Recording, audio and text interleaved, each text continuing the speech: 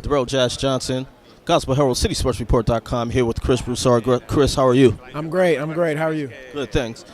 NBA All-Star Game here in New York. What does it mean for the All-Star Game to be here at Madison Square Garden? Well, it's great. I mean, it's obviously great for the city, especially in a season where the team has struggled, the Knicks, and the fans really haven't had a lot to look forward to since the first month of the season.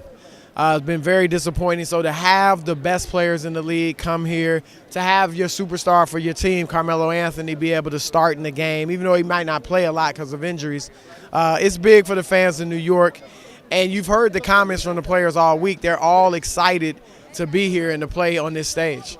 So what are some of the biggest surprises of the first half of the NBA season? Well, clearly the biggest is Atlanta. I mean, nobody expected them to do what they're doing, to have the best record in the Eastern Conference. I mean, a lot of people weren't even sure they'd make the playoffs. So they are clearly the number one surprise. Cleveland early, their struggles were surprising. I mean, everybody knew it would take them a while to get together and get their chemistry. But the fact that they were below 500 for a while, the fact that LeBron James was struggling, not struggling, but not playing up to his normal level earlier in the season, those were surprises. Now they kind of have things going well. So I would say those are two of the biggest. And look, Golden State, I mean, nobody expected them to be playing at this level. We knew they were a great team, but they look like the best team in the league right now. I think that's a bit of a surprise. And right now, probably the fact that James Harden is the MVP frontrunner, and he's been able to carry the Houston Rockets to a great record without Dwight Howard for much of the season, I think that's a bit of a surprise too. Biggest disappointments of the first half? Biggest disappointments, let me say this. Sacramento getting rid of Mike Malone was a bad move. Now, I think they may have rebounded well by hiring George Karl, but Mike Malone had that team playing good basketball, and now they fell off the map since he's gone. So that's a bit of a disappointment because you had a team moving in the right direction. We'll see if they can continue that. Detroit, I thought, would be a lot better, and they did get it going, after they traded Josh Smith. I expected them to be in a playoff hunt. And so when Brandon Jennings went down, that kind of took away some of their steam.